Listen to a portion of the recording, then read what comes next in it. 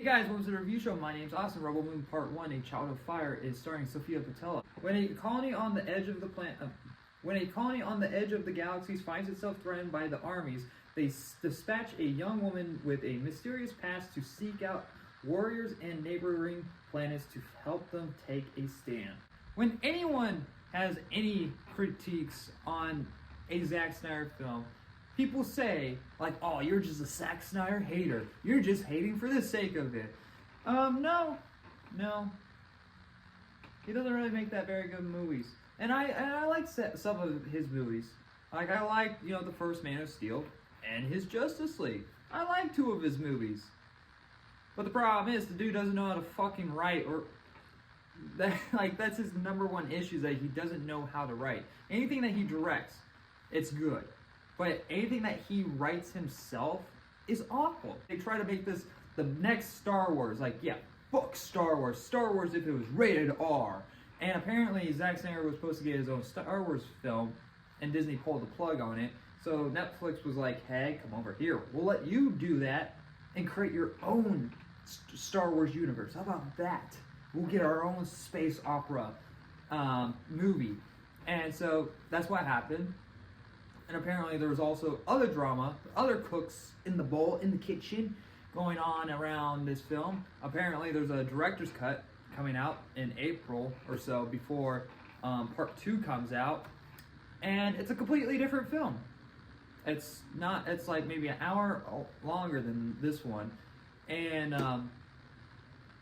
it's rated R. So I don't know why Netflix cares about the rating and the length to make it have a director's cut. You're a streaming service. It's not like you're putting this out in theaters, and it's not like this movie's fucking good anyway. So who would want a director's cut? I see director's cuts as something like extra. It's like, man, that is a really good film, and I want to see more of these characters. And like, oh, I wish they could have fleshed this part out more because that was really cool. But what we got was, really well done. But I'm curious if they, did anything like. Director's cuts used to be something like they were events, and now they're just something like, yeah, we'll fix it like it's a DLC or like a little like patch update from a video game. That's what director's cuts now feel these days, because it's shown here clearly that this movie's a fucking mess. Not just from the writing, but from the visuals, from the acting, from the directing, all in general, that this movie is a fucking mess. The first shot in the fucking movie is supposed to be of this big giant planet in the background, and it looks like fucking awful. The special effects, it's just very noticeable that is a green screen. It does not feel real. It doesn't look real. Action part, which Zack Snyder is usually good at, it's always fucking just ruined with fucking slow-mo. Now, yes, Zack Snyder is known for the slow-mo, but there's so many slow-mo moments in this film that you can't enjoy the actual action parts, because literally every fucking movement that a character makes is a slow-mo movement. And even dropping seeds or something is in slow-mo. Like, that's the reason why this movie is like 2 hours and 15 minutes long, because every fucking scene is in slow motion. And that's why the director's cut's going to be like 3.5 hours long, because it's in slow-mo. From the actual movie's perspective, is that you don't give a shit about any of these characters. You don't spend enough time with these characters. There's one scene with 6 minutes of explanation dump directly told to you, not shown, told to you, with a voiceover, where acting like, people are just like reading on the lines off a QR code or a QR paper, whatever, and just like, yeah, just read it, it's whatever, just we'll fix it in post-production, make you sound cooler or something. We'll add nice VFX, shiny little keys to make people go, ooh, ah. Like, you have this general who is supposed to be apparently this guy, like you can't find him. Like, after the war or something on those lines, like, he disappeared, and he's gonna be very difficult to find, and it's gonna be, and he might not even want to join us or anything, because he doesn't want to be found.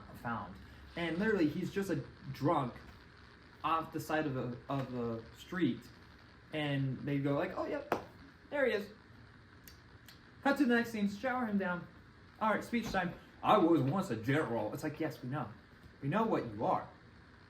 Why are you trying to give us a speech of who you are? Make us care about you. Literally, every character gets their own scene. They do nothing. And they try to add a little bits of pieces at the end of like, oh, they got involved, they brought something to the table. The acting's bad because also I don't know what the fuck Zack Snyder is telling people to do on these sets, because like there's one scene in this movie. It's after this certain like small little confrontation with some guy who's sort of trying to take advantage of a male character, that of a character's name I can't remember. I don't remember any of the characters' names, to be honest. And it takes place in this bar, and so Sophia's character is trying to, you know, get him away, and so she sort of attacks him, and like she goes off and tries to give a speech and sort of show dominance, and she does it in the most generic ass way where it doesn't feel like there's any urgency at all to show like, hey, this person's fucking meaning business. Listen up. She goes, I am looking for somebody of some sorts of skills, and it's like, I mean, there's some like a serious thing just happened, and like, you know, this is your time to show like, hey, we're here for business. We're not here to, you know, get fucked with. Tell us where this person is. Like, why the fuck, like it. And so it just kind of just ruins the moment and doesn't really get you invested. It doesn't show that you should be invested. Because even they do it later on when they're trying to get this rebellion to join this little small rebellion. And the main guy of the rebellion, it gives out a speech. And like there's maybe like a big, like there's this group of people, maybe of like 50 people or maybe more than that actually. But like there's rows of big like amount of people, and he's giving a speech in a low voice. I'm like, this is the moment where you're trying to get us excited to be like, yeah, let's go fight the bad guys, let's go fight the Empire. What are the bad guys' names actually? I don't actually know. We should join them because that's what we were once. And it's like, is there no emotion in this fucking movie? There's just no investment. And there's maybe one scene where a character cries, and I'm like, I don't give a fuck. The villains, they're fine. I don't remember anything about them really besides the main guy.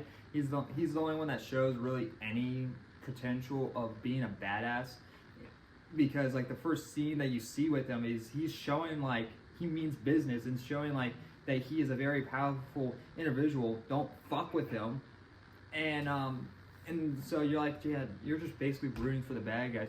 Ow, I don't know what happened with my throat there. But yeah, like, there's just nothing that grasps to this film besides really that either. Like, there's just, like, that is basically all I can really say about this movie. There's nothing good in this movie. Nothing I like. None of the acting was good. And you have big name actors who shown that they can fucking act, but Zack Snyder doesn't know how to direct apparently anymore. He doesn't know how to fucking write in general. Like he's just afraid of someone that be like, hey, look at my script. Please script doctor this for me, please. Like it's a simple like thing to do. Ask for help. But he's Zack Snyder. He can't do no wrong. I'm gonna give Rebel Moon Part 1 a Child of Fire NF. I fucking hate this movie. There's not one redeeming quality at all. Like, the one thing actually makes me fucking pissed off in this movie is that it tries to take elements from all these other movies, all these other franchises, and try to make it its own thing. In reality, it's just remind me of better things. I was like, I would rather watch that right now than this. I would rather be watching Star Wars.